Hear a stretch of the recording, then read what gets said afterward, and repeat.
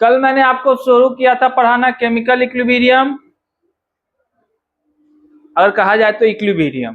फिर मैंने आपको बताया था कि दो टाइप के इक्विलिब्रियम पढ़ने हैं आपको, एक है केमिकल इक्विलिब्रियम, दूसरा है आयनिक इक्विलिब्रियम। उसके बाद हमने डिस्क्रिप्शन दिया था केमिकल इक्विलिब्रियम का, फिर आपको बताए थे मायने की केमिकल इक्विलिब्रियम के क्या मीनिंग है। उसके बाद हमने डिस्कस की थे उसकी कुछ प्रॉपर्टीज, और प्रॉपर्टीज डिस्कशन करने के बाद हम लोग पहुंचे थे कि इक्विलिब्रियम कैसे इस्टेब्लिश हो सकता है, और जब इक्विलिब्रियम इस्टेब्लिश होगा तो कौन कौन से चेंजेज आपको अपीयर होंगे, कौन कौन से चेंजेज आप पढ़ सकते हैं, कौन कौन से चेंजेज आपके लिए बहुत ज्यादा जरूरी नहीं है। तो इसमें दो बातें हुई थी, एक हुआ था किसकी बात, नहीं, एक हुआ था कंसंट्रेशन की बात और दूसरा हुआ था प्रेशर की बात। इसी के कंसिक्वेंसेज में आप क्या पढ़ेंगे, केमिकल इक्विलिब्रियम पढ़ेंगे। ठीक है, मतलब प्रेशर चेंज और कंसंट्रेशन चेंज। कोई दिक्कत यहां तक में, कोई दिक्कत नहीं, ठीक है। इसके बाद जैसे ही आपको पता चल गया कि कंसंट्रेशन का चेंज होना एक बहुत ही वाइटल कंडीशन है इक्विलिब्रियम को बताने का, तब एक लॉ आता है। वो लॉ क्या है, उस लॉ का नाम है लॉ ऑफ मास एक्शन। कौन सा लॉ है, लॉ ऑफ मास। अभी मास एक्शन का मीनिंग क्या है ये समझिए। मास एक्शन मतलब मास इन एक्शन, और एक्शन का मतलब तो आप लोग समझते हैं भली भांति। हाँ, तुम समझते हो ना रिशु, ठीक है। एक्शन का जो यहाँ पे मतलब है कि द एक्टिव मास, क्या मास, एक्टिव मास। तो आप बोलेंगे कि ये एक्टिव मास क्या होता है जी, कोई ऐसा भी मास होता है जो इनएक्टिव होता है।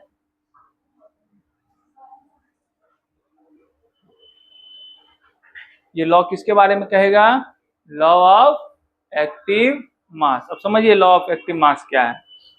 मान लीजिए एक रिवर्सिबल प्रोसेस है, ए प्लस बी सी प्लस,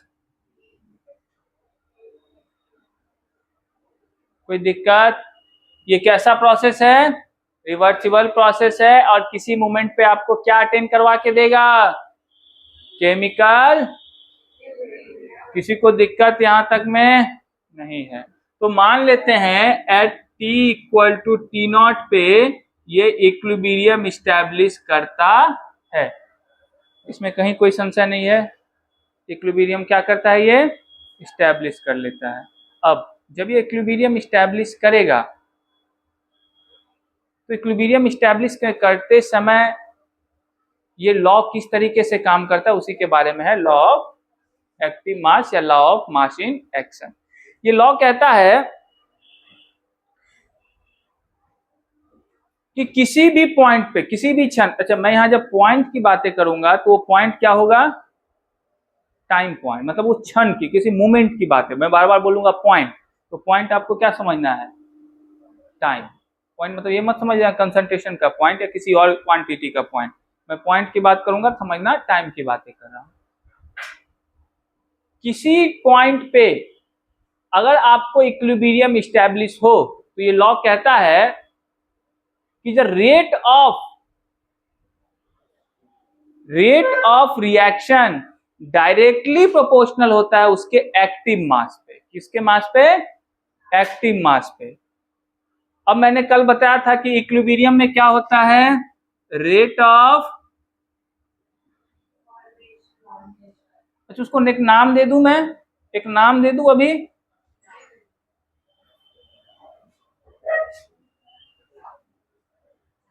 इधर आओ इधर आओ इधर आओ।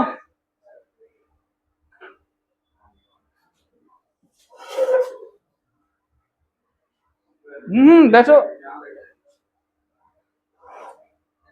बीमार हो क्या तुम,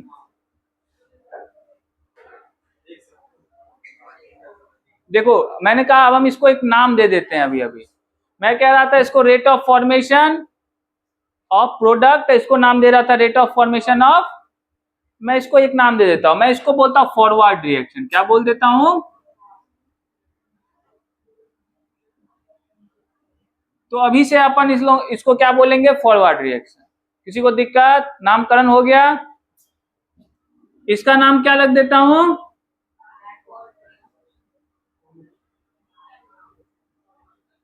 चलिए कोई दिक्कत नहीं। तो क्या कहते हैं, अगर इक्विलिब्रियम स्टैब्लिश हो जाए तो rate of forward reaction equal to rate of, ये चर्चा कल हुई थी ना, यही डेफिनेशन बताया था ना। बहुत बढ़िया। चलो ये तो बात पता चल गया कि रेट जो है वो फॉरवर्ड का, रेट जो है बैकवर्ड का, वो क्या होगा? बराबर होगा। लेकिन रेट डिपेंड कैसे करेगा? रेट किस चीज पे डिपेंड करता है ये पता तो चले। रेट किस पे डिपेंड करता है? जो रेट की टाइम के साथ जो चेंज है वो क्या है? वो चेंज क्या हो रहा है टाइम के साथ?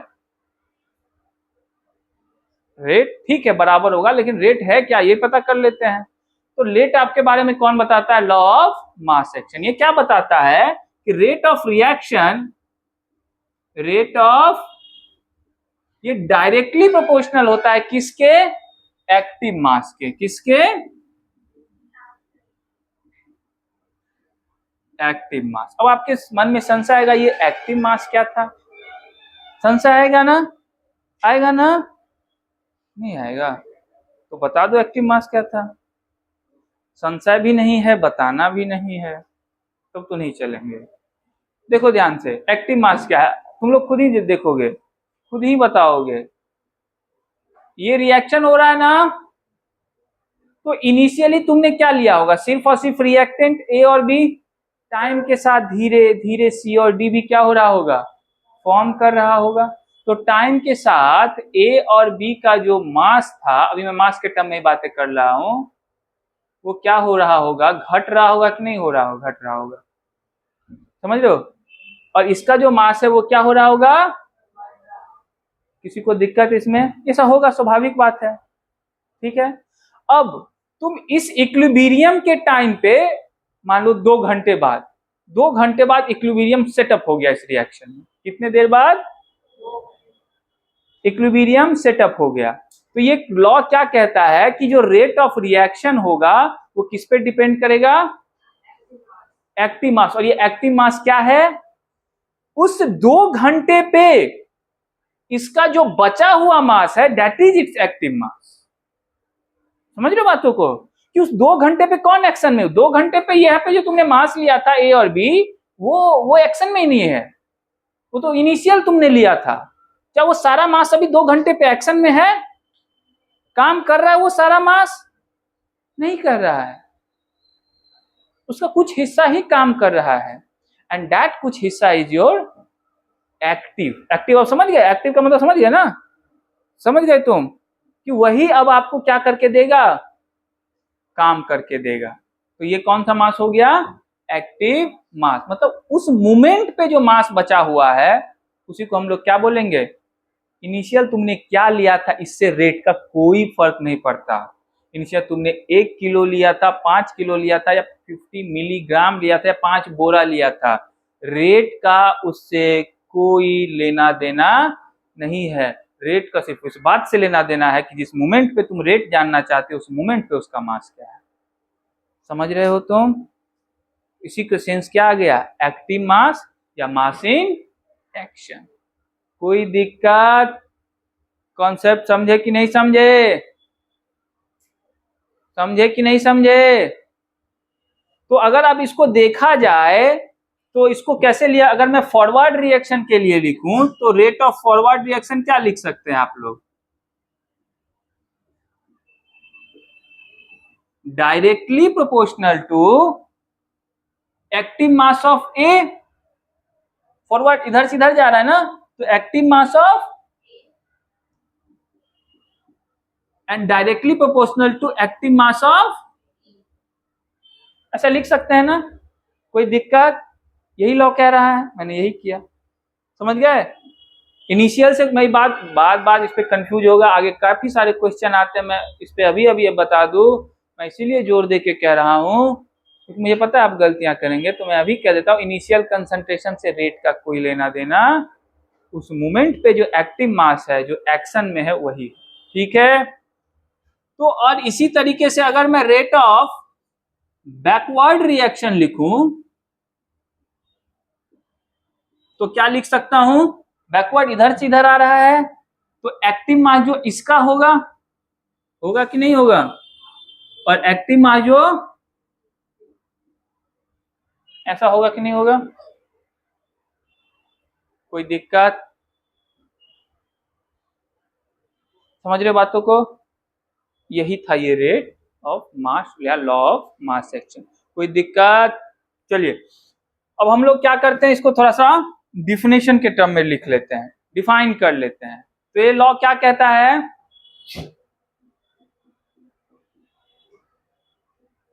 Law of mass action, rate of a reaction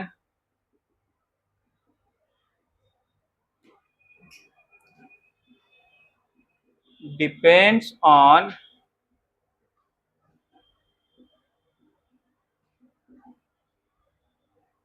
active mass of the reactant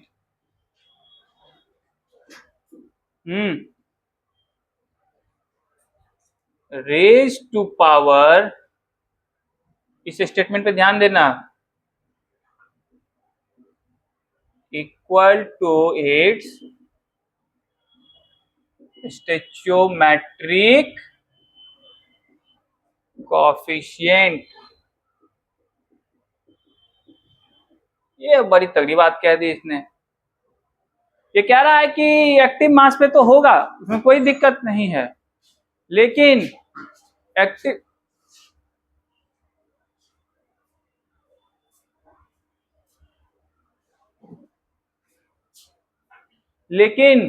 active mass पे होने के साथ साथ ये और बातों पे डिपेंड करता है, और वो और बात क्या है, raise to power equal to इस स्टोइचोमेट्रिक कोएफिशिएंट। अब देखो ध्यान से, ये एक रिएक्शन होगा, तो इस रिएक्शन में तो स्टोइचोमेट्रिक कोएफिशिएंट क्या है, 1 1 1 एंड 1, यही है ना, क्या सारे रिएक्शन में ऐसे ही होंगे, स्टोइचोमेट्रिक कोएफिशिएंट ऐसे ही रहेगा, नहीं रहेगा, नहीं रहेगा ना।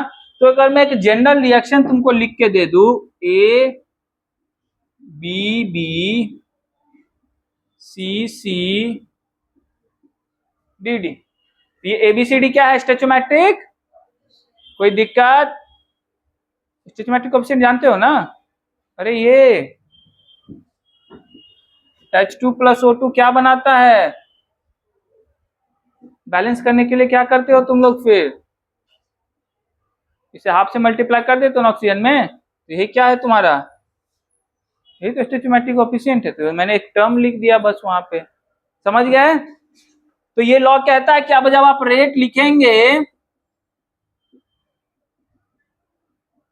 तो ये किसके बराबर हो, किसके प्रोपोर्शनल होगा, किसके प्रोपोर्शनल होगा, एक्टिव मास, तो रेट ऑफ रिएक्शन, मतलब मैं रेट ऑफ फॉरवर्ड लिखना चाहता हूं,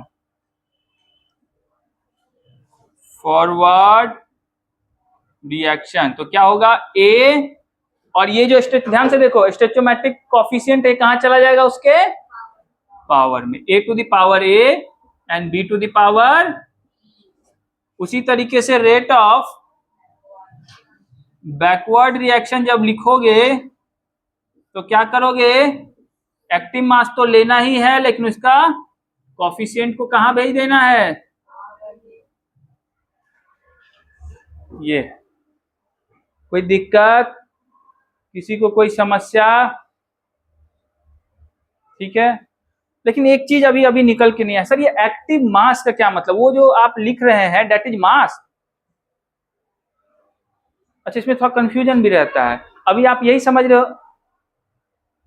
कुछ बात चल रही है क्या, इसकी खबर मुझे होनी चाहिए थी, क्या हुआ, कोई दिक्कत नहीं, सब ठीक है क्लासरूम में।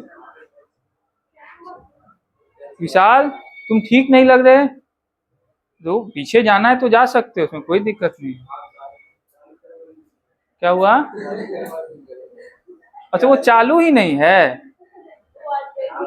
तो आज तो मौसम भी ठीक है और एक चल ही रहा है, मुझे तो ठंडा लग रहा है। अब देखिए ध्यान से, अब आपके मन में ये सवाल आ गया होगा कि ये जो एक्टिव मास मैं कह रहा हूं वो मास है उसका, आ गया होगा ना कि मैं जो एक्टिव मास कह रहा हूं वो ए का मास है, एक्टिव मास कह रहा हूं वो किसका मास है, लेकिन वो मास नहीं है, वो और अलग क्वांटिटी है। मैंने किसके थ्रू लिखा है इसको, ये ब्रैकेट मैंने कल बताया था ना कि कंसंट्रेशन को लिखेंगे ऐसे, ब्रैकेट से घेर दूंगा, तो ये एक्टिव मास मास नहीं है बल्कि क्या है, कंसंट्रेशन है। क्या है? और जनरली जो वो कंसंट्रेशन हम लोग लेते हैं, कौन सा कंसंट्रेशन लेते हैं, मोलर कंसंट्रेशन, मतलब मोलैरिटी लेते हैं। विशाल समझ रहे हो मोलैरिटी के बारे में ना? ठीक है, इतना तक तो मैंने बताया था, तुम्हें याद है?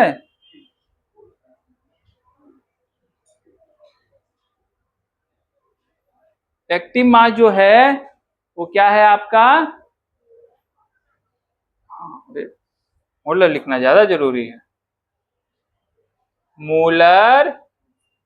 तो इस बात में अब आपका कंफ्यूजन नहीं रहना चाहिए कि active mass is the mass, mass was नहीं लेते वहां पे हम लोग, क्या लेते हैं, कंसंट्रेशन। और एक्टिव का क्या मतलब हो गया, उस मोमेंट पे जो कंसंट्रेशन था, और ये पता करना आपका उद्देश्य है, लक्ष्य है, जो चाहे वो। ठीक है, अच्छी बात है। अब ये प्रोपोर्शनैलिटी वाला तो तुम लोग जानते ही हो कि अच्छा नहीं लगता, अच्छा नहीं लगता ना, प्रोपोर्शनैलिटी तो तुम लोग को सूट नहीं करता है, तुम लोग को चाहिए इक्वेट कर दे कुछ, नहीं, हाँ इक्वालिटी चाहिए बहुत, प्रोपोर्शनैलिटी नहीं चाहिए। वाह देखो नए नजरिए के लोग आ रहे हैं आजकल, जिनको इक्वालिटी चाहिए, लेकिन तुमको अगर इक्वालिटी दे दिया जाए तो फिर इक्वालिटी सह नहीं पाओगे तुम, दिक्कत ये है। तुम एक काम करोगे क्या, इसको जल्दी से लिख लोगे, जल्दी से लिख लोगे तो अच्छा रहेगा।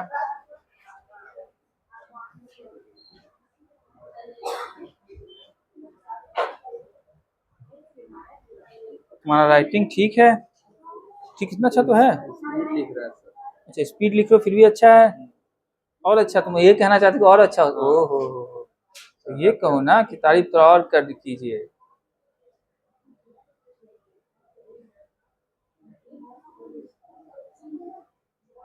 घर कब जा रहे हो? 9 या 10 को।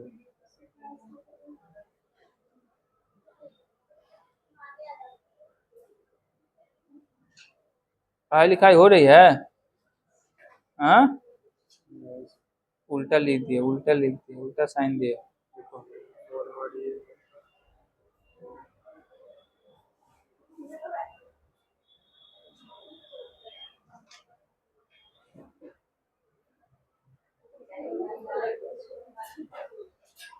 कैसे बेमन से लिख रहा है।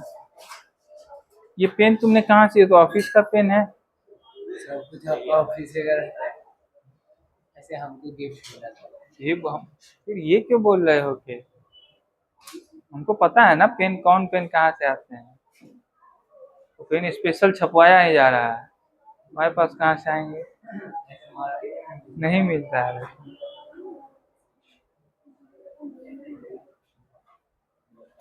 ठीक है सब, पढ़ाई लिखाई चल रही है, कितना, थोड़ा बहुत।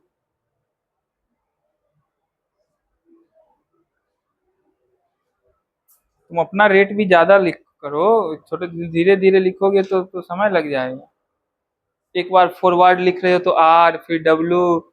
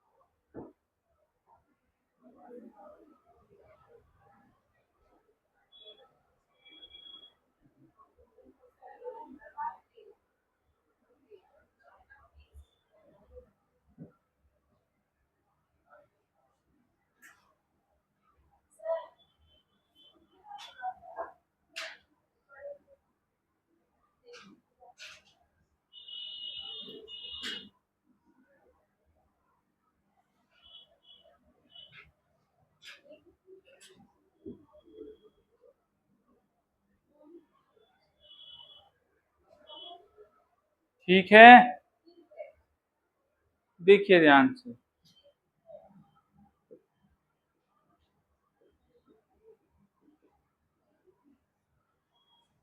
अब एट इक्विलिब्रियम पॉइंट नहीं लिखा है क्या अभी तक? ऐसा लिख लिए ना, सारा लिख लिया ना? हाँ, कितनी अच्छी बात है, बहुत बढ़िया। At equilibrium point rate of forward reaction जो होगा वो किसके इक्वल होगा? Rate of,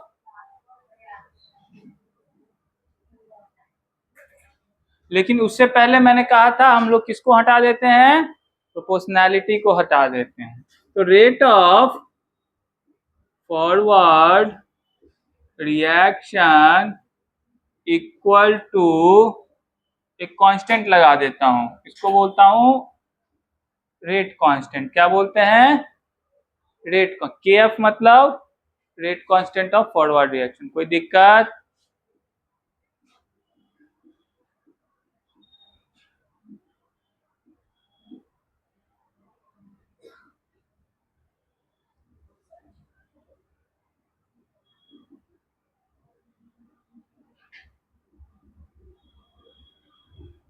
and rate of backward reaction हम लोग क्या लिखेंगे? The K B concentration of C raise to power C D raise to power, यही लिखेंगे ना? कोई दिक्कत? यहाँ पे आपका K F and K B are rate constant. किसी को दिक्कत यहाँ पे? कोई दिक्कत नहीं, चिल। अब देखिए at equilibrium point rate of forward, अच्छा मैं सीधा ऐसे आर एफ लिख दूंगा तो चल जाएगा ना? रेट ऑफ फॉरवर्ड रिएक्शन, हाँ कोई दिक्कत? पूरा लिखूं? विशाल क्या करूं, तुम्हारी तबीयत नासाज लग रही है आज, कुछ हुआ है?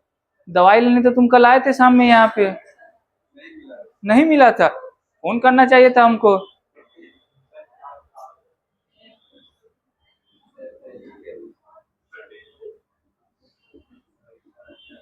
डेली दवाई लेने आते हैं यहाँ पे?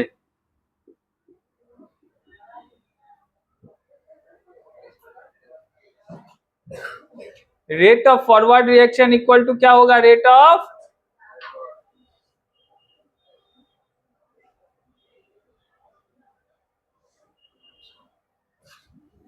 तो चलो के एफ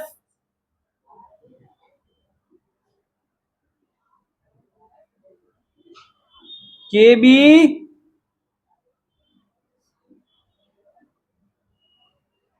ऐसा भी लिख सकते हैं कि नहीं लिख सकते हैं?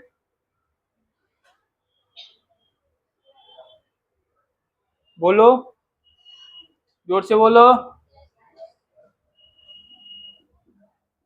अब मैं दोनों रेट कांस्टेंट को एक तरफ ले आता हूं तो ये हो जाएगा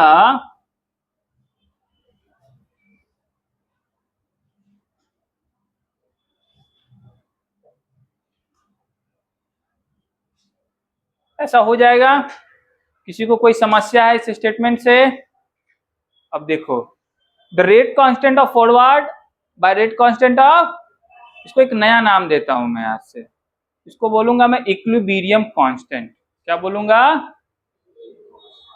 क्योंकि कहाँ अटेंड हो रहा है ये, तो इसीलिए इसको क्या नाम दूंगा मैं, और इसको लिखूंगा कैसे, के, आप समझ जाएंगे ना, के इक्विलिब्रियम लिखते हैं कि ये इक्विलिब्रियम कांस्टेंट है, and that is equal to C to the power C, D to the power D, A to the power A, and B to the power,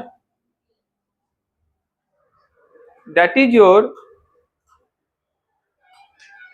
equilibrium constant. ठीक है, कोई दिक्कत? कोई दिक्कत नहीं।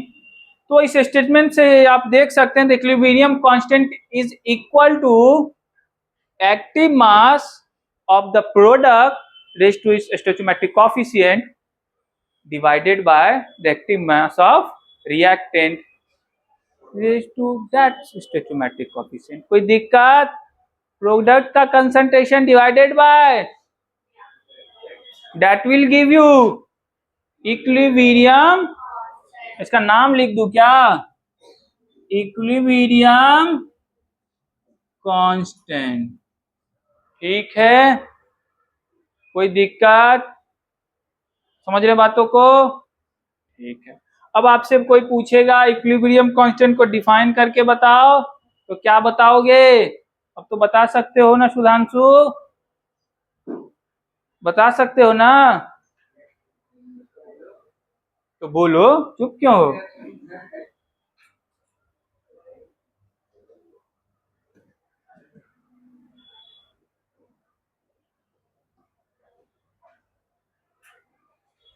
सिंपल सी बात है, इक्विलिब्रियम कांस्टेंट कैसे डिफाइन होगा?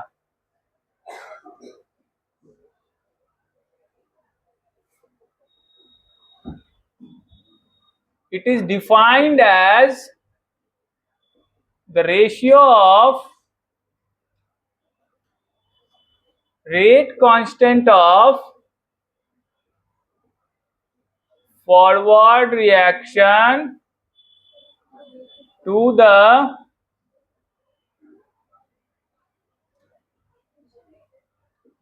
rate constant of backward। कोई दिक्कत?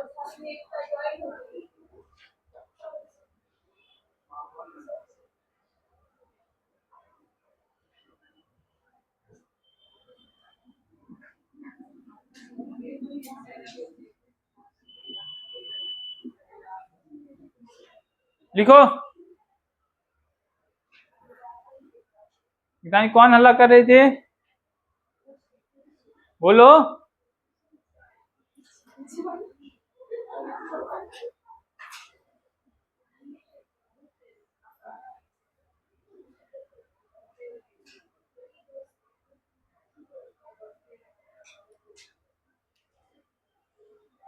कि आवे ना समझ में,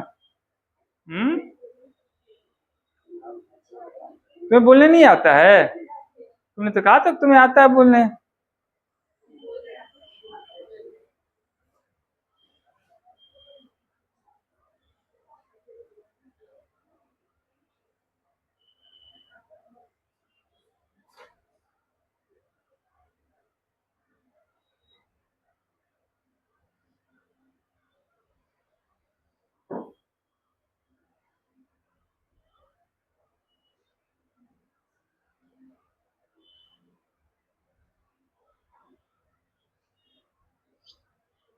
विशाल साहब, सब ठीक ठाक दिख रहा है ना, बोर्ड दिख रहे हैं ना, अक्षर? तबीयत खराब है इसका, ऐसे तुम लोग तो ऐसे ऐसे होते हैं। दवाई भी कल नहीं मिला है, उससे तुम हंसने लगते हो। अब क्या दर्द हो रहा है तो यही बताएगा, तब तुम ही बता दोगे। बस कर दे, चलो विशाल ने कहा है तो मैं बस करता हूँ।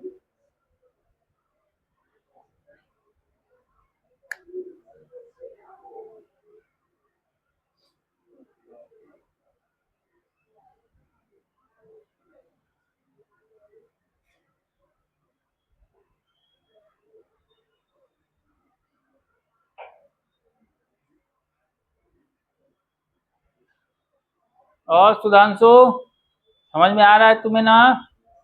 हाँ, पिछले के पिछले बैच में था सुधांशु तिवारी।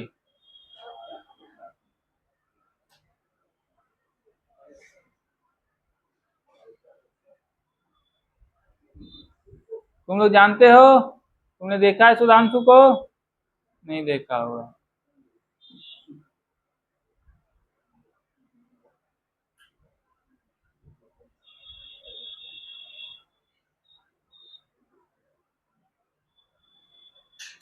सभी लोगों ने लिख लिया है ये? नहीं लिखा है तो जल्दी लिखो। छोटा छोटा चीजों में इतना समय लगा देते हो कि बड़ी चीजें छूट जाती है।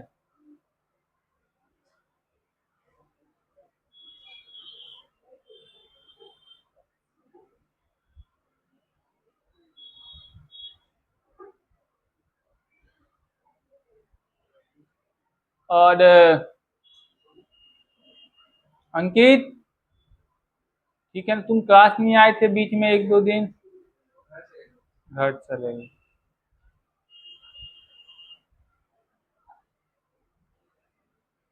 तुम लोग का टेस्ट है 28 को शेड्यूल्ड। बहुत बढ़िया। पढ़ाई वढ़ाई कर रहे हो कि नहीं टेस्ट के लिए? वो तो 27 के रात में करेंगे। हाँ, ratio of rate constant of forward reaction, KF जो है रेट कांस्टेंट ना है।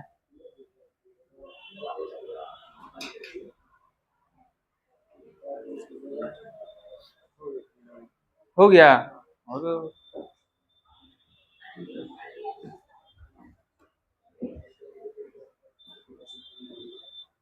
अच्छा, एक बात का ध्यान रखना कि कहीं कहीं इस के इक्विलिब्रियम को केसी भी लिख देता है, तो कंफ्यूज मत हो जाना, केसी भी लिख देगा। ठीक है, केसी लिख देगा। हाँ, एक एक आधा और है तो लिख ही दीजिए। ए, बहुत हंसी आ रहा है।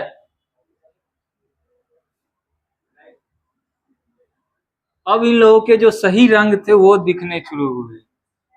जो ज्यादा खतरनाक लोग होते हैं उनके रंग लेट से दिखते हैं।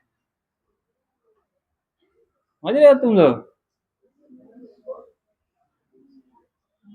रीशु देखो कितना मासूम सा लड़का था, इसने शुरुआत में अपने रंग दिखा दिए, सब लोग लगने लगा रीशु कैसा है कैसा है। ये है बहुत शरीफ लड़का।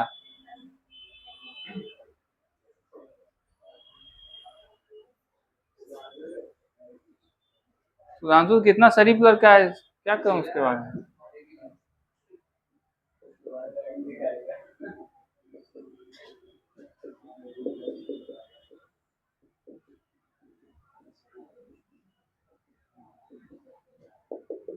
देखिए, कुछ बातों से रेट कांस्टेंट बहुत ही इंडिपेंडेंट होता है। ठीक है, कुछ बातों से रेट कांस्टेंट इंडिपेंडेंट होता है। सब बातें क्या है देख लेते हैं। पहला, इस बात से इस केसी को कोई फर्क नहीं पड़ता कि आपने इनिशियल कंसंट्रेशन क्या रखा था। इनिशियल कंसंट्रेशन क्या रखा था, इस बात से केसी पे कोई फर्क नहीं पड़ने वाला है। ठीक है, इंडिपेंडेंट होता है किससे? Initial concentration. इनिशियल कंसंट्रेशन का अमाउंट कितना भी हो, केसी उतना ही होगा जितना उस रिएक्शन के लिए होना। कोई दिक्कत?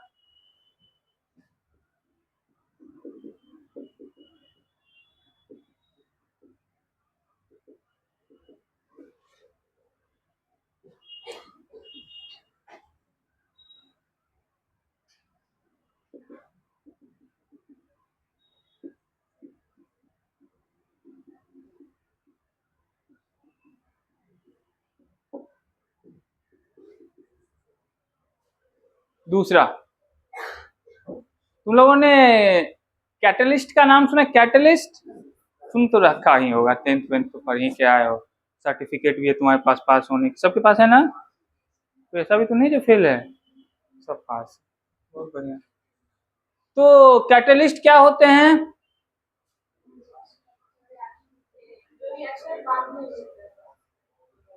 क्या करते हैं? अच्छा, सोशल मीडिया प्रमोशन जैसे आजकल करते हैं वैसे प्रमोट करने का मीनिंग क्या है वो थोड़ा बताओ ना, स्पष्ट है।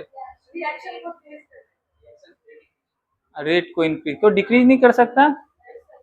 कर सकते हैं, चलिए ये बात तो कम से कम पता है। तो रेट ऑफ रिएक्शन को अल्टर्ड कर सकता है, सिंपल बात है, समझ गए? क्या उस पे रेट कांस्टेंट की वैल्यू डिपेंड करेगी अगर मैंने कैटलिस्ट डाल दिया तो? नहीं करेगी। क्यों नहीं करेगी? कि अगर वो मान लेते हैं कि पॉजिटिव कैटलिस्ट डाला है तो पॉजिटिव कैटलिस्ट आपके डालते ही रेट ऑफ फॉरवर्ड रिएक्शन को बढ़ाएगा, रेट ऑफ बैकवर्ड रिएक्शन को भी क्या कर देगा? वो बढ़ा देगा। अगर रेट ऑफ फॉरवर्ड रिएक्शन को घटाएगा तो बैकवर्ड रिएक्शन के रेट को भी क्या कर देगा? तो उसको अल्टर्ड क्या करेगा? अनअल्टर्ड ही छोड़ देगा, उसको अल्टर्ड नहीं कर, मतलब इससे कोई फर्क नहीं पड़ता है। ठीक है, कोई दिक्कत यहां तक?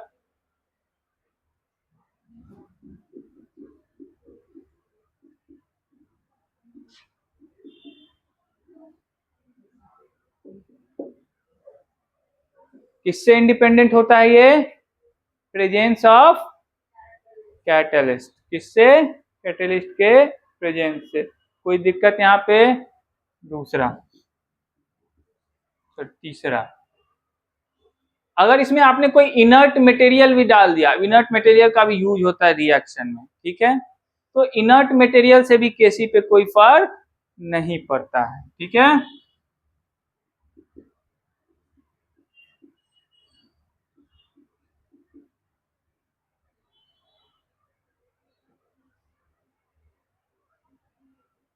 कोई दिक्कत यहां तक? लिख लो।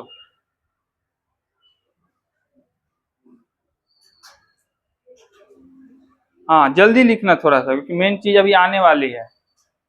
इंडिपेंडेंट हमको नहीं, हमको डिपेंडेंट वाली चीज पढ़नी है।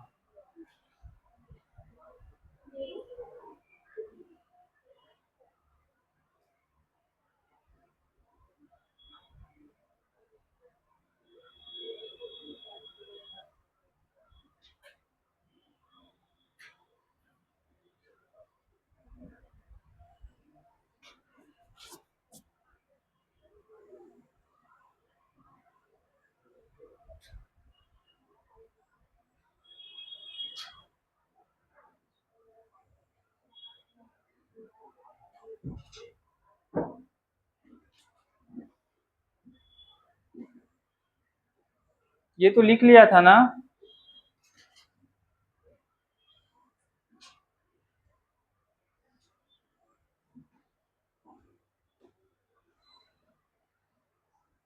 देखिए ध्यान से, ध्यान से सभी लोग देख रहे हैं कि ये किन किन बातों पे डिपेंड करता है। पहला तो हम लोग देख लिए इंडिपेंडेंट क्या होता है। देखिए डिपेंड किस बात पे करता है। पहला जो डिपेंडेंसी होती है इसकी, ये होती है मोड ऑफ रिप्रेजेंटेशन।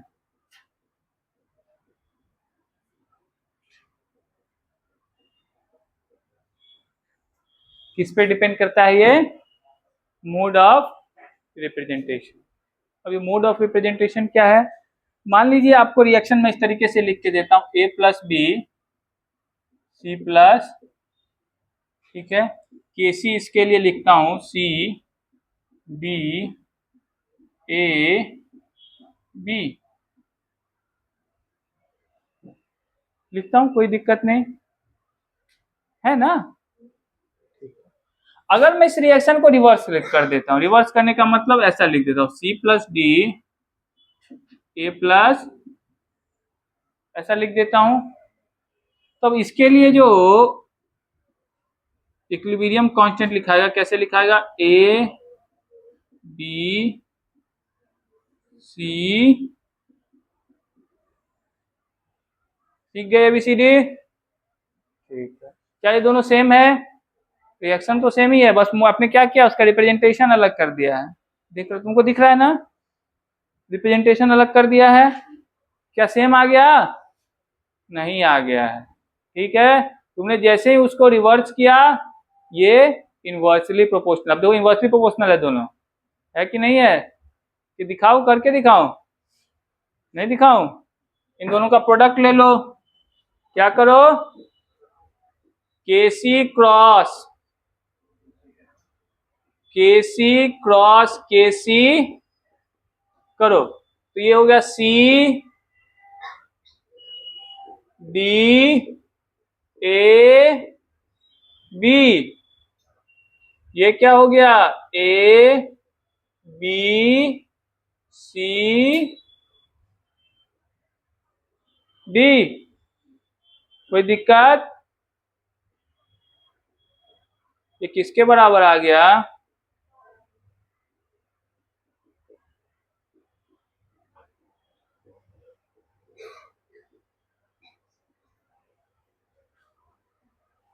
देखो रिप्रेजेंटेशन का कितना खेला है। रिप्रेजेंटेशन अपोजिट किया, इक्विलिब्रियम कांस्टेंट क्या हो गया? रेसिप्रोकल हो गया। कोई दिक्कत? किसी को कोई परेशानी? छापने की क्रिया किया जाए।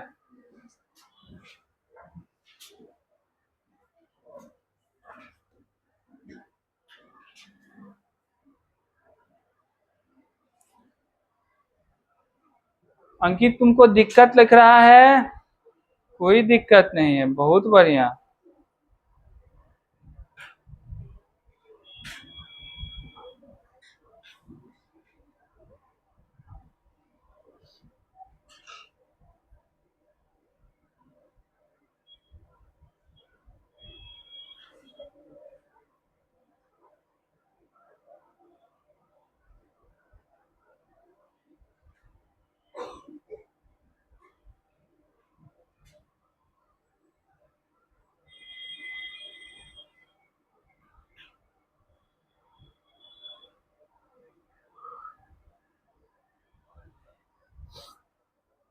विशाल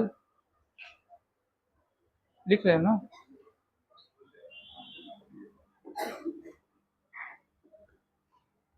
जो दूसरा इसका डिपेंडेंसी का टर्म है वो है स्टेचोमेट्रिक रिप्रेजेंटेशन।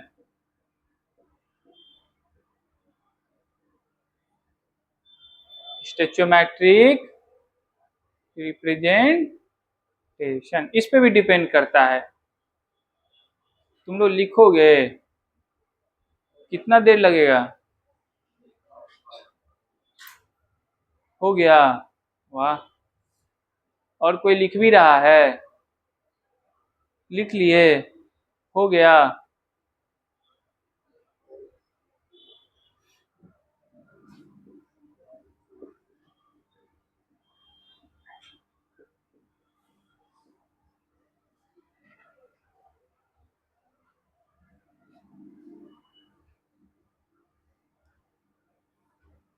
कोई दिक्कत? यहां तक में किसी को समस्या? मुझे भी नहीं। अगर इस रिएक्शन के लिए आप इक्विलिब्रियम कांस्टेंट लिखेंगे तो कैसे लिखेंगे?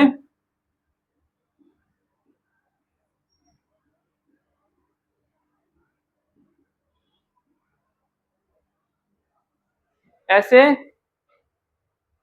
कोई दिक्कत नहीं किसी को?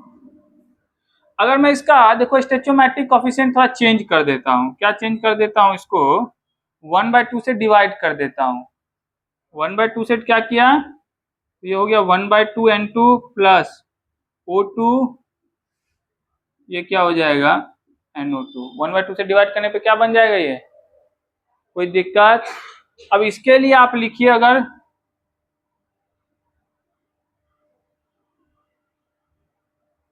कैसे लिखाएगा?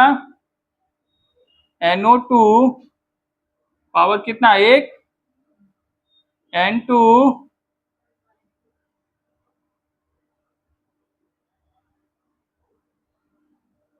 कोई दिक्कत? क्या ये दोनों चीज एक ही दिख रहा है आप लोगों को? अब दोनों अलग होगा, स्वाभाविक बात है। तो देखा स्टेचोमेट्रिक, अच्छा स्टेचोमेट्रिक कोफिशिएंट में खाली डिवाइड मल्टीप्लाई करने से रिएक्शन में कोई चेंज आ जाता है क्या? नहीं आता है, लेकिन इक्विलिब्रियम कांस्टेंट में चेंज आएगा। क्या होगा? विकास? विकास नॉट विकास, विकास की याद आ गई। विकास। हाँ, तो स्टोइचोमेट्रिक कोफिशिएंट में चेंज करने से इक्विलिब्रियम कांस्टेंट चेंज होगा। इन दोनों में रिलेशन खोज सकते हो क्या? केसी एंड केसी डैश में कुछ रिलेशन है क्या? मुझे लगता है कुछ रिलेशन है ना? कुछ संबंध तो है, कुछ तो है। दया, दया, कुछ है ना? है ना? दिख गया? क्या क्या दिखा बताओ? बहुत बढ़िया, बहुत बढ़िया, बहुत बढ़िया, हो गया। मैंने कहा कि केसी डैश का स्क्वायर कर दीजिए, वो किसके बराबर हो जाएगा?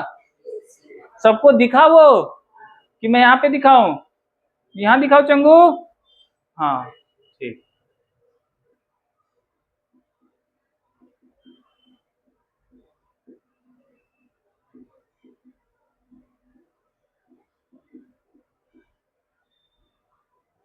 ये हो गया इसके जैसा? हो गया। तो यहां से क्या कंक्लूजन निकला? केसी डैश का स्क्वायर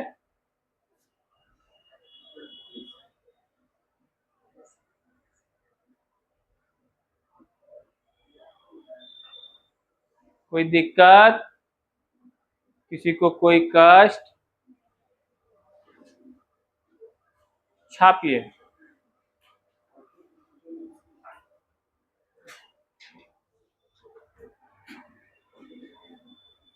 ये लिख लिया था ना?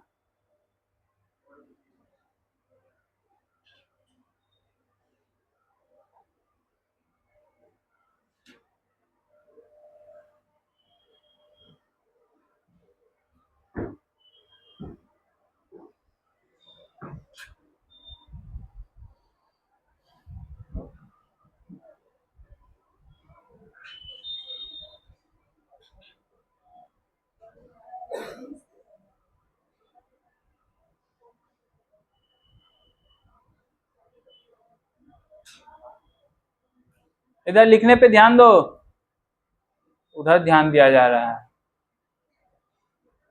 हमको तो ठंडा गर्मी नहीं लगता पढ़ाते वक्त,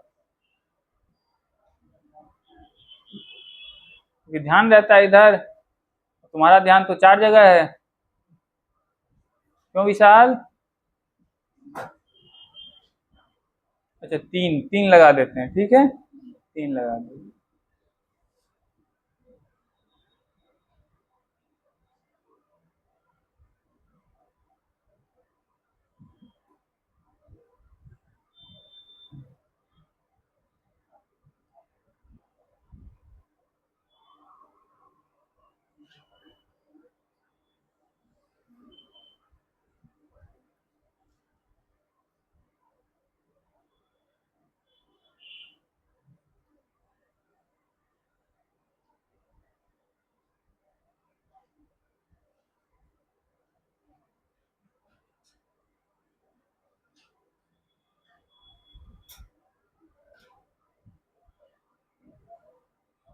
लिख लिए?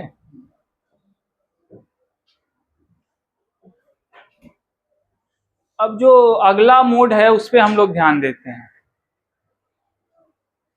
इसको मिटा दूं मैं, खत्म करूं?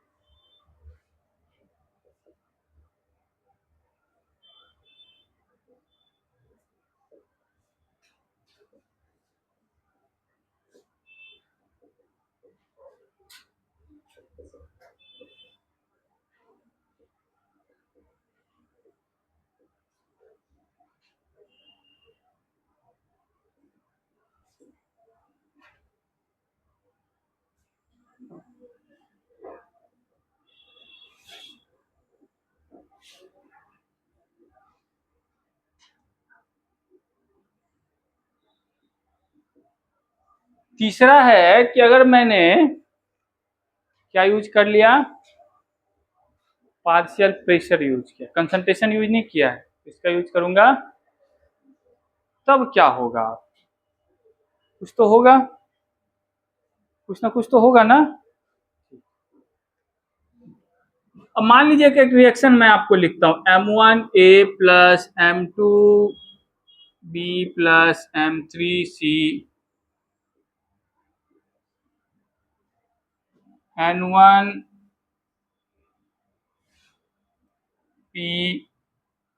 नो नॉट P से लिखूंगा कंफ्यूज हो जाओगे के पास से।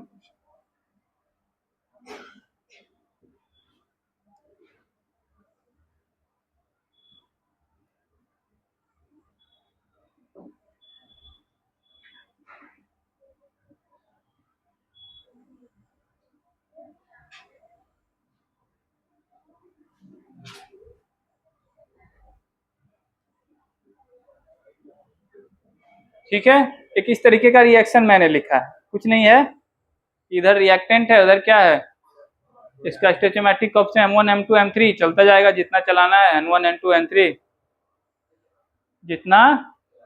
बहुत बहुत बहुत बहुत बढ़िया। अब ये सारे किस स्टेट, ऑब्वियस सी बात है, मैं प्रेशर की बातें कर रहा हूं तो वहां स्टेट कैसा होगा, गैसियस होगा। तो सारे किस स्टेट में है, तो इसके कॉरस्पॉन्डिंग जो प्रेशर है वो है PA1, इसके कॉरस्पॉन्डिंग PB1, इसके corresponding PC1, PA2, PB2,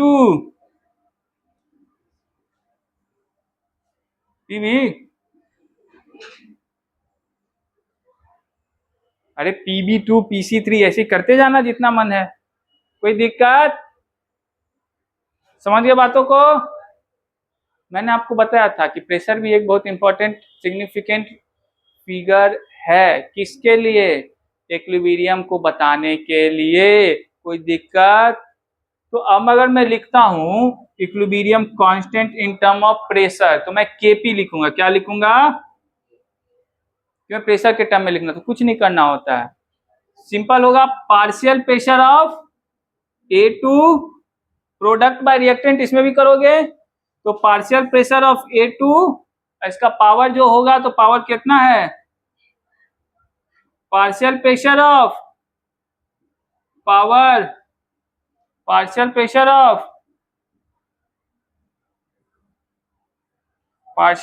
of A1 N1 B1 N2 C1, अच्छा M है ना इधर,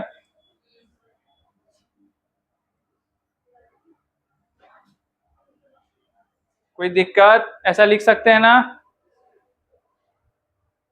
ध्यान दो इधर, ऐसा लिख सकते हैं ना, कोई दिक्कत नहीं। लेकिन मैं अगर सिर्फ पार्शियल प्रेशर के टर्म में हो तो ऐसा लिखने में कोई दिक्कत नहीं है, कोई समस्या नहीं है, Kp ऐसा डिफाइन किया जा सकता है, लेकिन मैं चाहता हूं कि Kc के साथ Kp का रिलेशन स्थापित कर दूं, क्या करूं, Kc के साथ Kp का रिलेशन आपको बता दूं तो काम अच्छा लगेगा, वरना ये काम तो आप भी जानते हैं, इसमें मैं कौन सी नई बात करूंगा। ठीक है, तो क्यों ना मैं सहारा लूं, किसका, किसका सहारा लूंगा, किसका,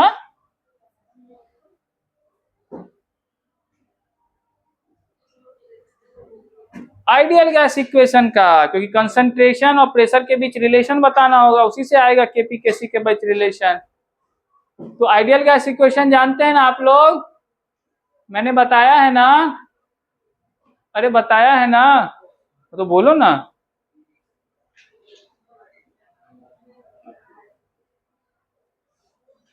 तो P इक्वल टू क्या होगा, N/B, तो P इक्वल टू क्या होगा, C4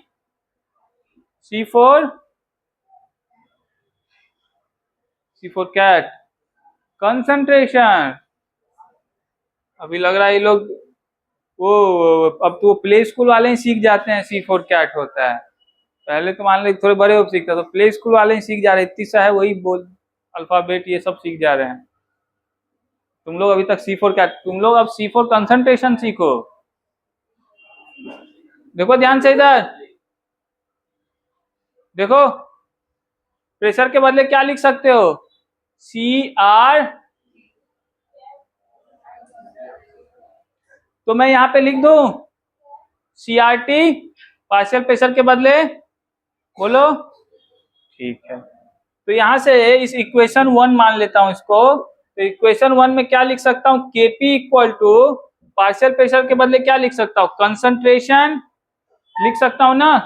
तो कंसंट्रेशन लिखने का सिंपल मीनिंग मैं ब्रैक इसके साथ ही लिख देता हूं, concentration of A2 raise to power N1, और RT भी है ना इसके साथ, RT raise to power N1, होगा कि नहीं होगा। B2 raise to power N2, RT raise to power C2 raise to power N3, RT raise to power, it's so divided by A1 raise to power M1, RT raise to power M1, B1 raise to power M1, RT raise to power M2, and C1 raise to power M3, RT raise to power. कोई दिक्कत किसी को? ठीक है, अब यहां देखो RT इसमें भी है, RT इसमें भी, RT इसमें भी है, तो ऊपर वाले का पावर देख लो, तो पावर ऐड हो जाते हैं ना, सेम है ना, बेस सेम है तो पावर क्या हो जाएगा, नीचे भी वही केस है। तो इसको थोड़ा मैं और अरेंज करके लिख दूं, तो ऐसा लिख दूंगा, concentration of A2 N1, concentration of B2 N2, concentration of C2 N3, concentration of A1 M1, B1 M2। यहां देखिए RT सबका पावर को क्या करो, ऐड कर दो, तो क्या हो जाएगा, N1 N2 plus divided by RT सबके पावर को क्या कर दो, ऐड कर दो, M1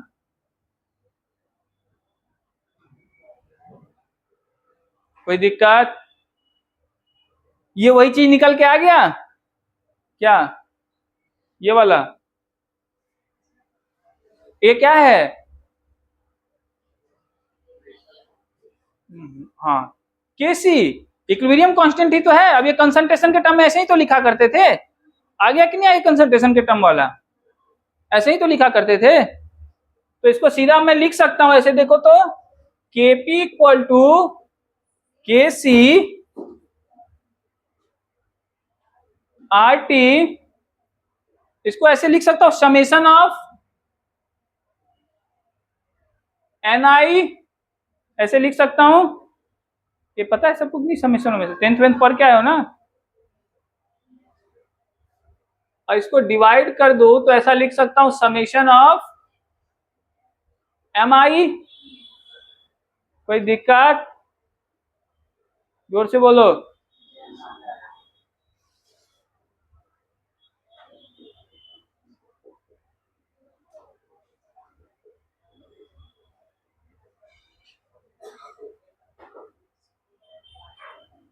ये सेम है बेस, फिर माइनस में चला जाएगा, तो ऐसे लिखा जाएगा। तो Kp इक्वल टू क्या आ गया, Kc, ये क्या Ni माइनस Mi क्या है, summation of stoichiometric coefficient of product minus summation of stoichiometric coefficient of, ये तो है देखो, summation of stoichiometric coefficient of product minus summation of stoichiometric coefficient of, वही ना है, ये कुछ और है। तो इसको डेल्टा एन लिख देता हूं मैं, डेल्टा एन क्या हो गया, summation of stoichiometric coefficient of product minus summation of stoichiometric coefficient of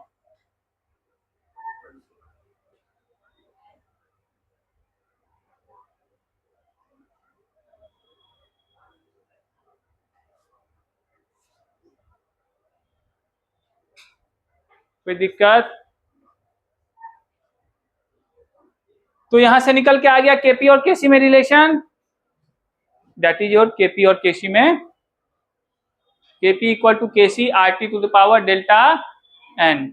अब यहाँ पे 1 2 3 कंडीशन हो सकते हैं। क्या कंडीशन हो सकते हैं देखो, if delta N equal to 0 हो जाए, अगर डेल्टा एन किसके बराबर हो जाए, लिखना आराम से लिखना, डेल्टा एन इक्वल टू किसके हो जाए, तो अगर तुम डेल्टा एन को 0 कर दोगे तो केपी इक्वल टू क्या हो जाएगा, कोई दिक, अभी आर टी बचेगा, एनीथिंग हैविंग पावर 0 क्या हो जाता है, तो केपी किसके बराबर हो गया, कोई दिक्कत? चलो, if delta N is greater than 0, डेल्टा एन की वैल्यू किसके बराबर, किससे बड़ा है, 0 से बड़ा है, तब क्या रिलेशन होगा केपी केसी में, केपी बड़ा होगा केसी बड़ा होगा, केपी बड़ा होगा, बोलो।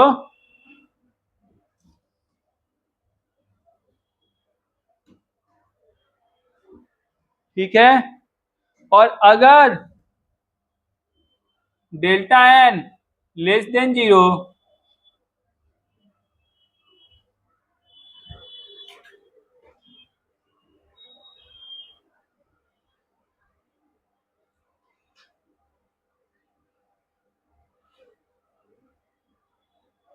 सभी लोग समझ गए बात को, पता चल गया रिलेशन, किसी को कोई दिक्कत, कोई कष्ट, कोई परेशानी, किसी को नहीं है, बहुत बढ़िया। तुमको है विशाल, लिखो आराम से लिखो, कोई दिक्कत नहीं है।